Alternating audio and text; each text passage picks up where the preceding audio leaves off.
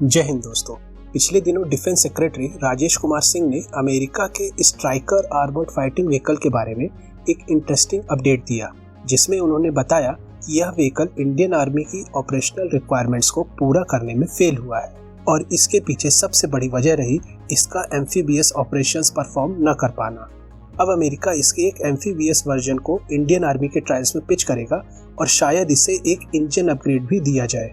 इस पूरे अपडेट में डिफेंस सेक्रेटरी ने कहीं भी यह नहीं कहा कि चूंकि यह प्लेटफॉर्म फील्ड ट्रायल्स में फेल हुआ है इसलिए इसे रिजेक्ट कर दिया है, बल्कि अमेरिका को एक और मौका दिया जा रहा है कि वो स्ट्राइकर को अपग्रेड करे और ट्रायल्स क्लियर करे। और यह सब तब हो रहा है जब हमारे पास इस प्लेटफॉर्म का एक बेहतर इंडिजिनस अल्टरनेटिव मौजूद है। यहाँ पर हम टाटा कैस्ट्रल या वैप की बात कर रहे हैं।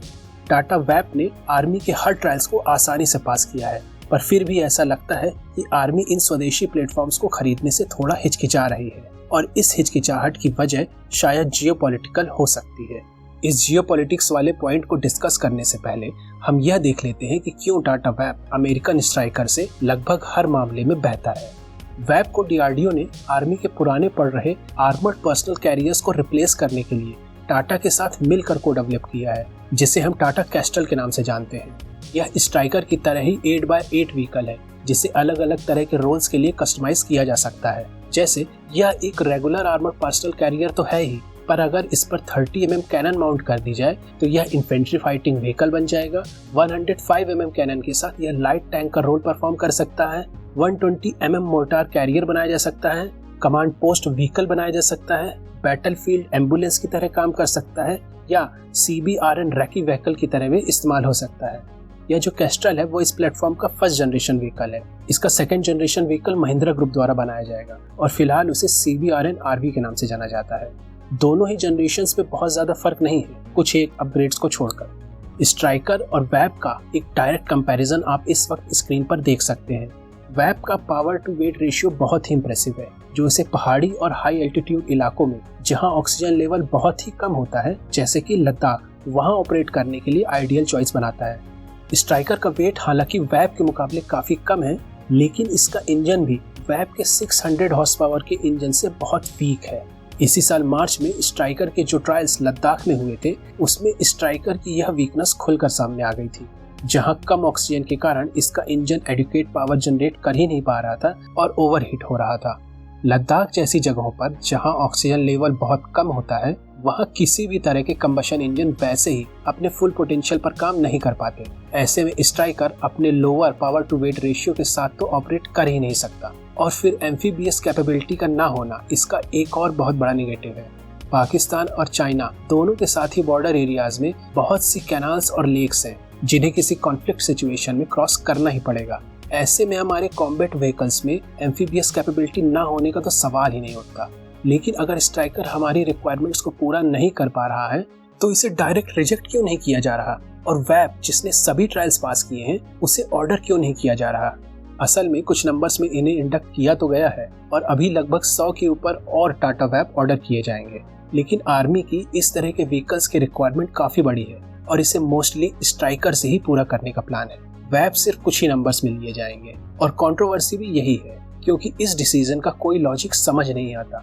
जब आपके पास एक बेटर ऑप्शन अवेलेबल है तो किसी लेस कैपेबल ऑप्शन पर क्यों इन्वेस्ट करना। तो इसका जो एकमात्र रीजन दिखता है वो जियोपॉलिटिकल ही हो सकता है। देखिए, अमेरिका चाहता है कि भारत की रूस पर निर्भरता धीरे धीरे खत्म हो और भारत रूस की जगह अमेरिका से हथियार ले। अब सिचुएशन यह है, भारत रूस पर अपनी निर्भरता को तो खुद ही कम कर रहा है। कई वेपन सिस्टम्स अब हम खुद ही बना रहे हैं और जो नहीं बना पा रहे या जिन सिस्टम्स के डेवलपमेंट में भी वक्त है, सिर्फ उन्हें इंपोर्ट कर रहे हैं। लेकिन वेपन इंपोर्ट का रूस का जो शेयर कम हुआ है वो अमेरिका के खाते में उतना नहीं गया जितना अमेरिका ने सोचा था। इसका एक बड़ा हिस्सा फ्रांस को चला गया। यहाँ हम एयरफोर्स और नेवी की रफाल डील के बारे में बात कर रहे हैं। अमेरिकन फाइटर्स को इग्नोर करके हमने रफाल पर भरोसा जताया। इसके अलावा भारत ने अमेरिका के पैट्रियट एयर डिफेंस सिस्टम की जगह रशियन S-400 को चुना।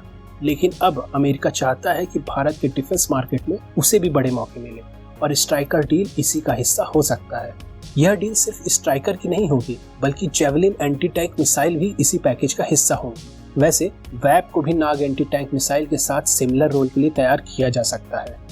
वेब की काबिलियत पर मोरक्कन आर्मी ने भी भरोसा जताया है और लगभग 150 वेब के ऑर्डर दिए हैं जिन्हें मोरक्को में ही बनाया जाएगा और भविष्य में इनके नंबर्स और बढ़ेंगे।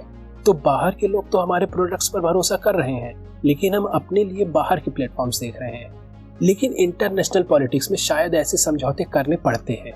पाकिस्तान और चाइना के नेक्सस के खिलाफ हमें अमेरिका की काफी जरूरत है। पिछले दिनों हुई एससीओ मीटिंग में, जिसे हमारे डिफेंस मिनिस्टर राजनाथ सिंह जी ने अटेंड किया था, उसकी डिक्लेरेशन में पहलगाम अटैक्स का जिक्र ही नहीं किया गया, जिसके बाद हमारे डिफेंस मिनिस्टर ने उस डिक्लेरेशन को साइन करने से इनकार कर दिया। इसके अलावा पहलगाम हमले के लिए जिम्मेदार टीआरएफ का नाम सिक्योरिटी काउंसिल में ब्लॉक किया गया।